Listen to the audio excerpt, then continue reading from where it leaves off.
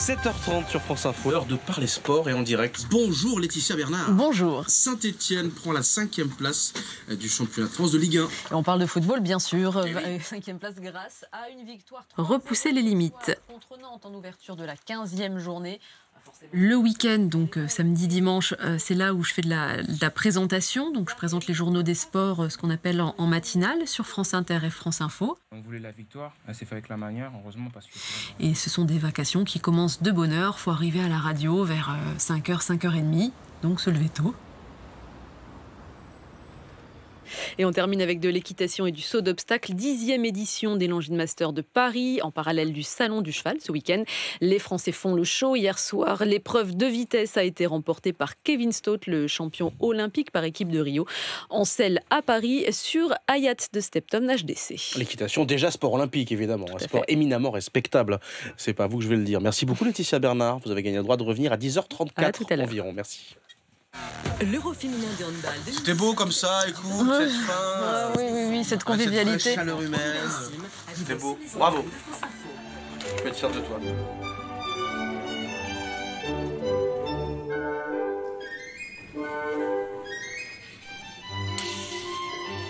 Le braille, c'est de toute façon, pour moi, fondamental, parce que ça nous permet de rester connectés avec la véritable notion d'écriture.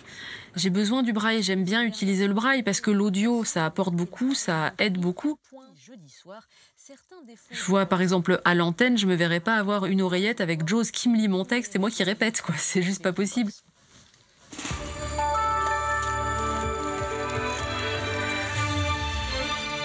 On accueille Laetitia Bernard. Bonjour Laetitia. Bonjour. C'est le journal des sports.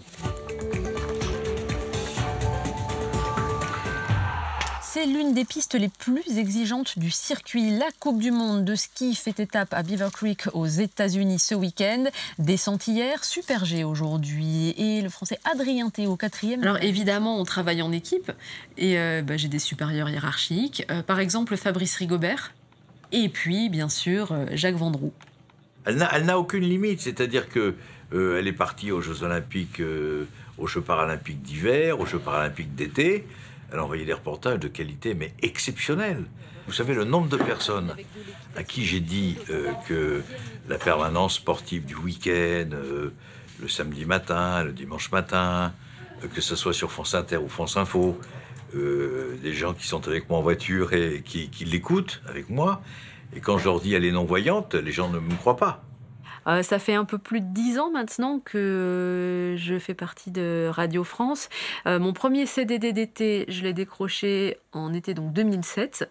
Et ma titularisation, mon CDI, je l'ai signé fin 2009 ou tout début 2010.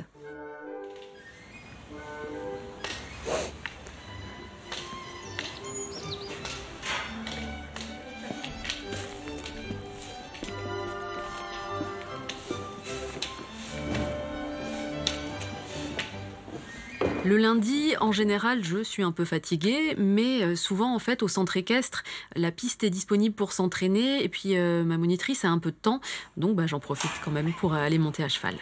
C'est moi. En fait, quand je vais voir mon cheval, c'est pour prendre du temps avec lui, si je le brosse, si je m'en occupe. Et puis, il faut quand même curer les pieds, parce que s'il y a quoi que ce soit, un caillou, n'importe quoi, faut pas qu'il se blesse, etc.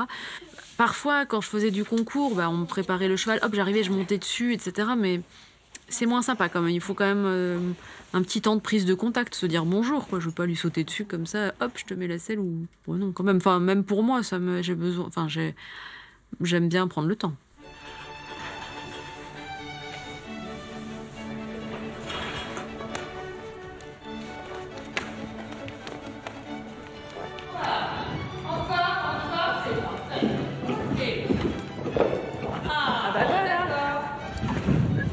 Mais en fait, c'est vrai que le fait de sauter pour les valides, c'est presque terrifiant.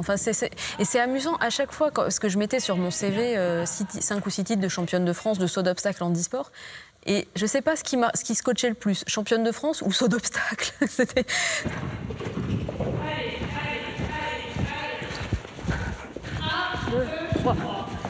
1, 2, 3, énorme. Je suis Véronique Cassia-Guerra, je suis la guide de Laetitia Bernard quand elle est à cheval. Jusqu'à présent, en fait, nous fonctionnions en binôme. Moi, j'étais devant elle avec mon cheval et je la guidais avec mon cheval sur les parcours d'obstacles et les différentes animations que nous avons pu faire. Depuis quelques temps, on a développé une nouvelle méthode qui vise à ce qu'elle ait plus d'autonomie à cheval et que je la guide à la voix, mais en n'étant plus à cheval devant elle. Donc elle reste vraiment autonome sur son cheval avec les indications qui viennent du sol et moi, de ma vision à moi, pour qu'elle puisse au mieux se repérer dans l'espace dans lequel elle évolue. Marche. Et puis c'est aussi très intéressant parce que humainement, on a créé vraiment une très très bonne relation entre nous. Enfin, de toute façon, on est obligé pour avoir vraiment une complicité et que les parcours se déroulent au mieux.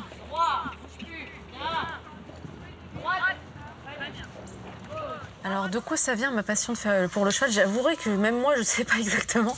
Petite, j'avais eu des initiations au poney à l'école et j'avais eu des bonnes sensations.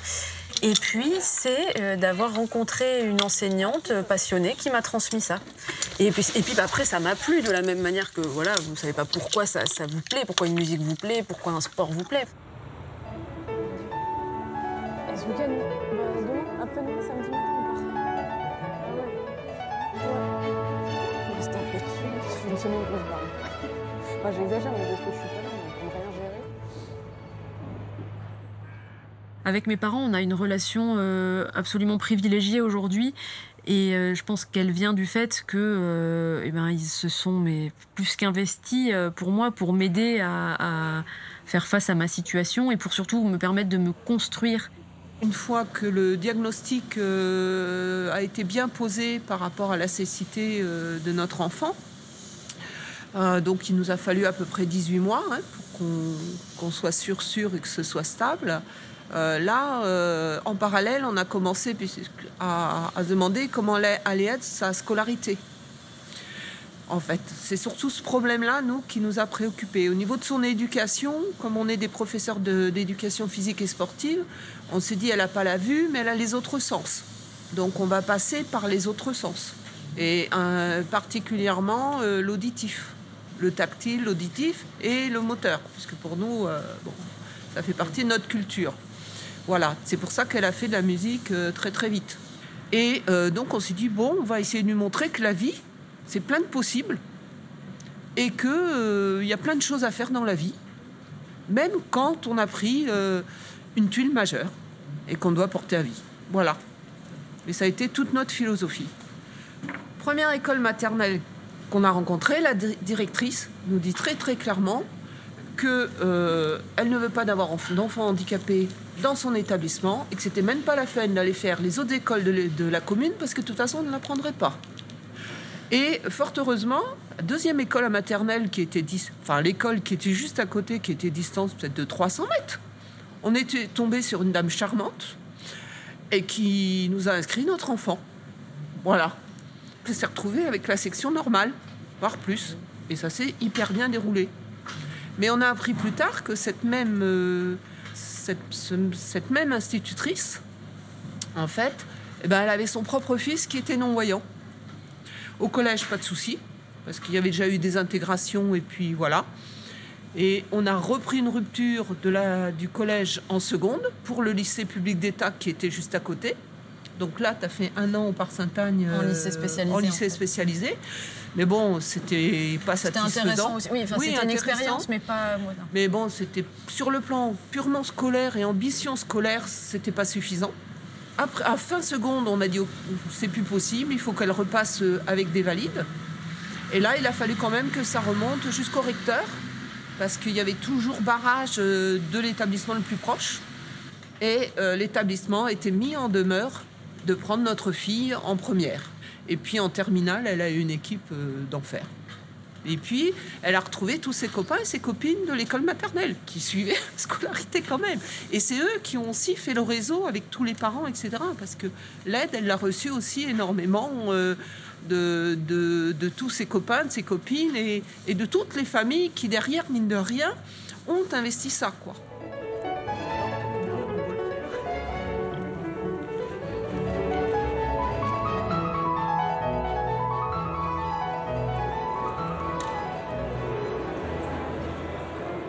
Je suis souvent sollicitée en fait pour parler de mon handicap, témoigner ou animer des débats. Et j'essaye de le faire parce que je trouve ça important. Aujourd'hui, eh bien, il y a une table ronde sur les femmes en situation de handicap dans l'emploi. Table ronde à la Maison de la Radio à laquelle je participe. Le directeur des ressources humaines de Radio France, Antoine de Galzin, à qui je dois énormément, je l'ai rencontré, il m'a dit bon mais écoute, maintenant tu as un pied dans la maison, alors on va essayer de faire un parcours, tu vas pas être titularisé tout de suite, on sait pas d'ailleurs si tu seras titularisé un jour, mais en tout cas on va te permettre de bosser pour nous, on va te donner les outils, on va t'équiper en informatique et on va réfléchir à un parcours stratégique qui te permettra de voir les différentes antennes, donc il m'a entre guillemets aidé à avoir des contrats un peu plus longs que la moyenne parce que les autres ils partaient 2-3 jours, moi je pouvais pas, voilà, donc c'était sur des contrats longs, ce qui m'a permis d'aller à France Bleu La Rochelle, au Move à Toulouse, à France Culture aussi, France Musique. Je m'appelle Antoine de Galzin, je suis directeur de France Bleu dans le Nord, j'étais directeur de France Bleu à Paris avant et c'est là que j'ai eu l'occasion, et avant même j'étais à la DRH, je m'occupais des journalistes et c'est là la première fois que j'ai eu affaire à Laetitia. Et ensuite, j'ai été son patron à Paris. Au début, elle était assez réticente à faire du reportage, mais moi, je lui ai dit, il faut que tu en passes par là, parce que tu ne peux pas passer ta vie assise derrière un micro, il faut aussi que tu ailles de l'autre côté. Ça lui a permis, ensuite, on a travaillé avec Jacques Vendroux, le patron des sports de Radio France, pour qu'elle aille couvrir des JO paralympiques, une première fois. Donc ça, elle a été en grandeur nature en reportage, et puis ensuite, elle s'est mise à faire du reportage dans la rue, avec difficulté au début parce qu'elle avait un peu peur, et ses appréhensions, une fois qu'elles ont été vaincues, elle fait le travail d'un journaliste normal, partageant tout avec tout le monde et avec autant de facilité que tout le monde. Moi, j'ai toujours été surpris par la mémoire extraordinaire qu'elle peut avoir. Alors, elle s'aide de son synthétiseur là, pour les textes, mais elle est capable, elle était capable, est-ce qu'elle l'est encore, de vous faire un journal de 10 minutes de tête, quoi. Ce qui est juste phénoménal. Personne n'est capable de faire ça, mais elle a cette faculté-là. Ça m'est arrivé il y a 15 jours, je ne sais plus si c'était un samedi ou un dimanche matin à France Inter, le 8h, 8h09, le truc avait du lulut et plus rien. Et donc j'ai fait le journal des sports de tête. Parce que, chapeau. Non, mais c'est en fait... C'est un peu comme pour tout. À un moment, je me suis dit, soit je m'affole, soit j'y crois. Et là, je me suis dit, ok, donc j'y crois, il n'y a pas de problème. Et là, tout est revenu clairement dans ma tête. En respirant, en me posant, j'ai réussi à le faire. Je ne ferai pas ça tous les matins parce que c'est un peu fatigant, mais c'est faisable.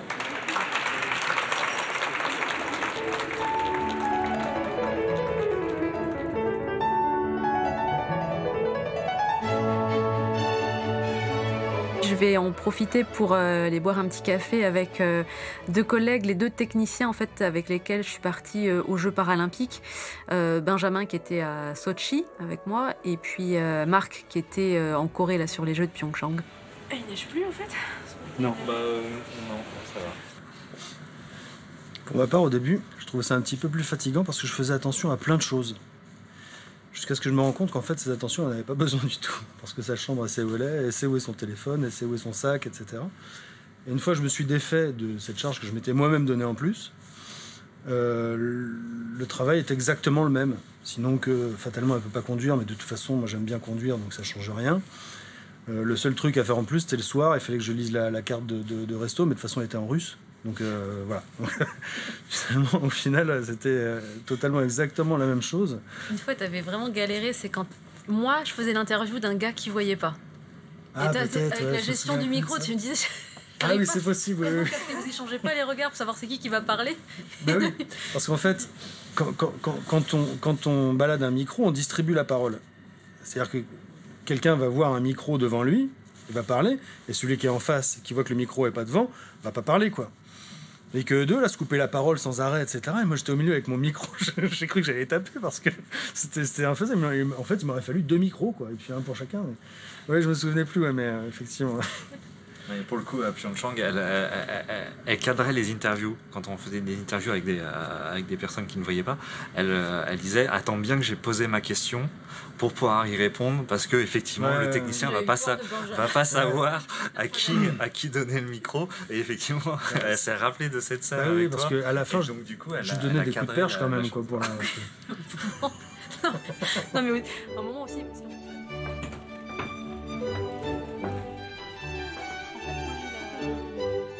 J'ai participé à un livre qui s'appelle « Être beau ». D'accord. C'est un ouvrage de Frédéric de Gelt et d'Astrid Di Crolla-Lanza avec une grande démarche de sincérité en fait de la part des auteurs qui s'interrogent sur les notions de handicap, d'esthétisme, de normalité, etc. Tu avais dit quoi? C'était... En tant que photographe, je trouvais important pour moi de photographier une personne aveugle dans le cadre de ce projet. Et Laetitia a été d'une générosité extrême et d'une confiance totale dans cette démarche. Elle s'est livrée dans la plénitude de son être, avec une harmonie entre ce qu'elle dégage et ce qu'elle est. C'est assez phénoménal. Et Laetitia a exprimé pendant cette prise de vue cette incroyable chose qui est « Oh mais je pose et je verrai jamais les photos ». C'était très touchant qu'elle le fasse au moment où ça se faisait. Je pense qu'elle y avait réfléchi avant, mais en même temps, elle a une perception très fine de ce qu'est l'ego. Elle fait très attention à ne pas heurter. Elle est très attentive aux autres.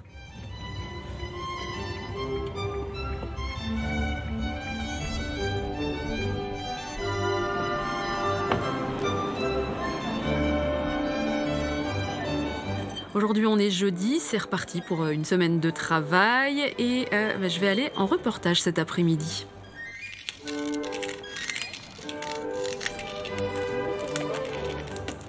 Oui, bonjour de nouveau Laetitia Bernard. Je suis un peu en avance parce que ça roulait super bien, mais du coup, je suis devant l'entrée principale de la Cité des Sciences. Vous m'envoyez quelqu'un, c'est jouable? Enfin, ça pose pas de soucis? Oui, mais... Et non. Pas de problème. Lui, il va me repérer, j'ai une canne blanche par contre. Ok, ça marche. Merci, à tout à l'heure.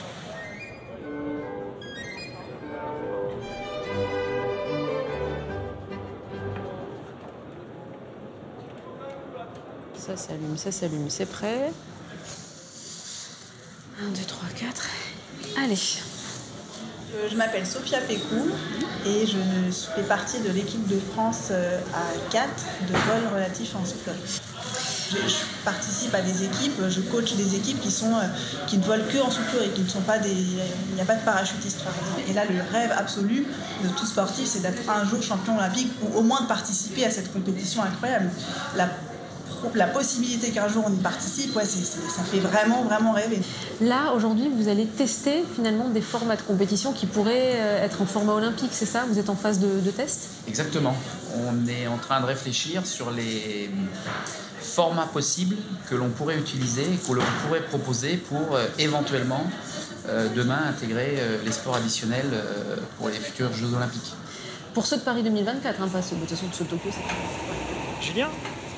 Voilà, Julien, tu vas nous parler aussi au nom de l'équipe de France. Pas trop essoufflé? Oui. Laetitia Bernard pour France Inter. Bonjour. Bonjour. Comment vous vous sentez là? Ça s'est passé comment votre épreuve? C'est pas mal, alors c'est un nouveau format donc il faut s'y adapter un petit peu. Mais bon, on a eu l'entraînement ce matin et puis là c'est pas mal, on aime bien changer, on est assez content de ce qu'on vient de faire. Et tu donnes 10 minutes? Tu te laisses porter par le vent. Tout simplement comme ça. On relève un peu le menton toujours. Exactement. Je suis assez intriguée en fait, puis un peu stressée vite fait, mais je sais pas j'ai du mal à imaginer ce que ça fait en fait, donc ma foi, on va bientôt le savoir.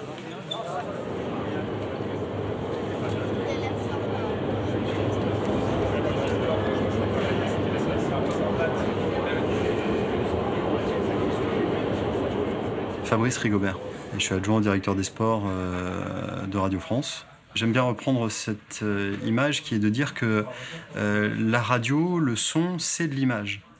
Alors effectivement, avec Laetitia, ça prend encore plus de force que de savoir qu'elle part en reportage et qu'elle vient nous raconter ce qu'elle a vécu et ce qu'elle a pu ressentir sur un reportage.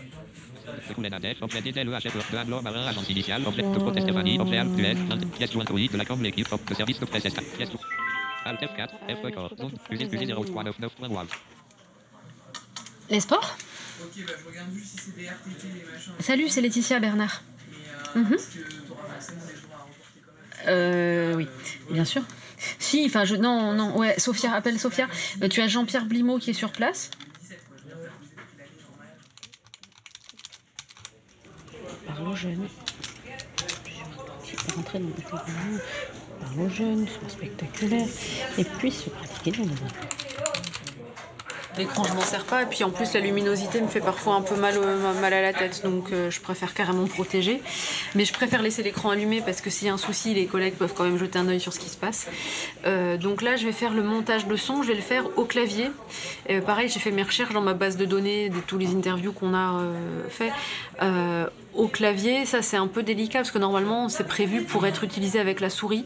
Grâce à la mission handicap de Radio France et à des spécialistes informatiques, il y a des scripts qui ont été mis en place pour que JAWS, pour que la synthèse vocale puisse se repérer là-dedans et me donner les bonnes infos. Et donc ce qui me permet de faire là mon montage, de choisir mes extraits que je vais utiliser dans mon petit sujet. C'est vrai que c'est en train de devenir une discipline à part entière. Et puis vraiment, on peut regarder les gens. On peut regarder les gens voler. On peut regarder.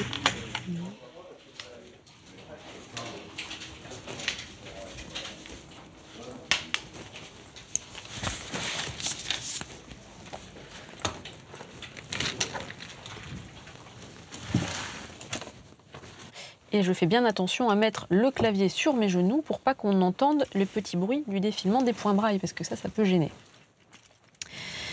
Allez, on y va.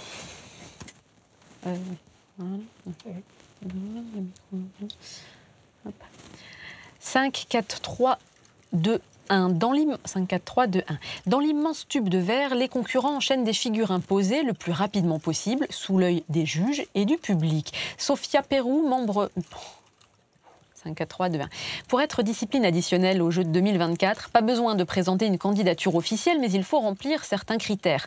Parler aux jeunes, être spectaculaire et pouvoir se pratiquer dans des infrastructures déjà en place. La concurrence est rude. Pétanque, ski nautique, squash sont sur les rangs, mais le défi est pas... J'ai été nommé directeur des sports en 2002.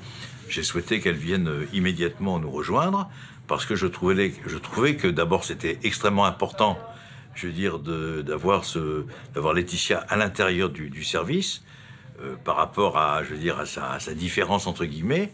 Mais justement, comme on n'a pas du tout fait attention à cette différence, c'est pour ça qu'elle sait plus, c'est pour ça qu'elle apprécie, c'est pour ça qu'elle aime rigoler.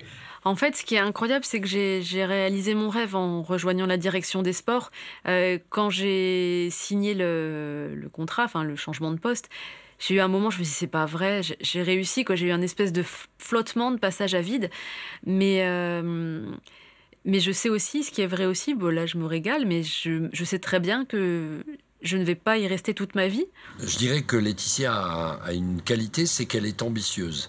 Et ça lui permet de transcender tout ce qu'elle sait faire. C'est-à-dire que ambitieuse, pas pour se dire je vais être occupée des très hauts postes, c'est je suis ambitieuse parce que j'ai toujours envie d'avancer. Et ça, moi, je trouve que c'est une qualité extraordinaire. Le seul conseil que je lui ai donné, je lui ai dit, là, tu vas partir au service des sports, mais pense au coup d'après. C'est-à-dire, t'arrêtes pas là. Il y a un moment, continue à aller de l'avant, t'arrêtes pas là, et je pense qu'elle est déjà en train de réfléchir à autre chose. Moi, ma priorité, ça a toujours été mon travail. Le fait que je sois aveugle, il faut aussi que je l'assume, et j'ai pas du tout à le cacher. Alors après, il faut trouver un équilibre, un dosage entre les moments où je vais... parler de mon handicap, témoigner, participer à des tables rondes, et puis les moments où mon travail, enfin, je vais dire la vraie vie, mais le handicap c'est aussi la vraie vie, mais où je vais me refondre dans la société sans que mon handicap soit ma définition principale.